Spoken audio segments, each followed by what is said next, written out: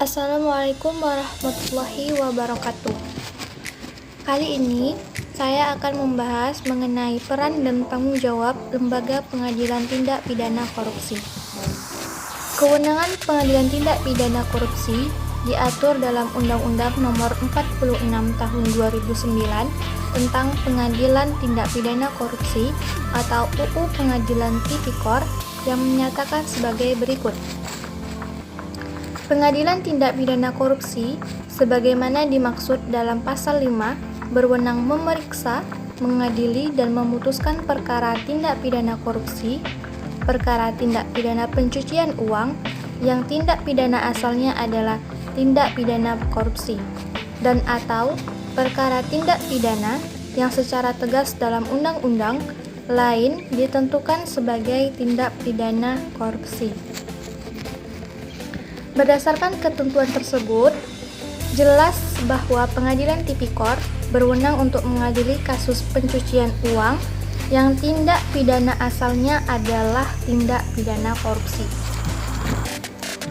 Benar bahwa tindak pencucian uang diatur dalam undang-undang tersendiri, yaitu Undang-Undang Nomor 8 Tahun 2010 tentang Pencegahan dan Pemberantasan Tindak Pidana Pencucian Uang atau UU TPPU. Yang dimaksud dengan tindak pidana pencucian uang adalah sebagaimana diatur dalam Pasal 3, Pasal 4, dan Pasal 5 UU TPPU. Kemudian mengenai berbagai tindak pidana asal dalam kejahatan pencucian uang diatur dalam Pasal 2 Undang-Undang TPPU yang selengkapnya. 1. Hasil tindak pidana adalah harta kekayaan yang diperoleh dari tindak pidana. 1. Korupsi. 2. Penyuapan. 3. Narkotika. 4. Psikotropika. 5. Penyelundupan tenaga kerja. 6. Penyelundupan migran. 7. Di bidang perbankan. 8. Di bidang pasar modal. 9. Di bidang perasuransian. 10. Kepebayanan. 11. Cukai. 12. Perdagangan orang. 13. Perdagangan senjata gelap. 14. Terorisme. 15. Penculikan. 16. Penggelapan. 17. Penipuan. 18. Pemalsuan uang. 19. Perjudian. 20. Pencurian.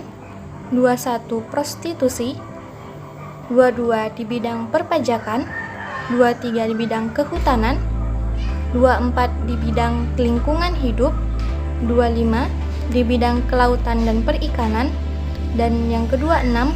Tindak pidana lain yang diancam dengan pidana penjara 4 tahun atau lebih, yang dilakukan di wilayah Negara Kesatuan Republik Indonesia atau di luar wilayah NKRI, dan tindak pidana tersebut juga merupakan tindak pidana menurut hukum Indonesia.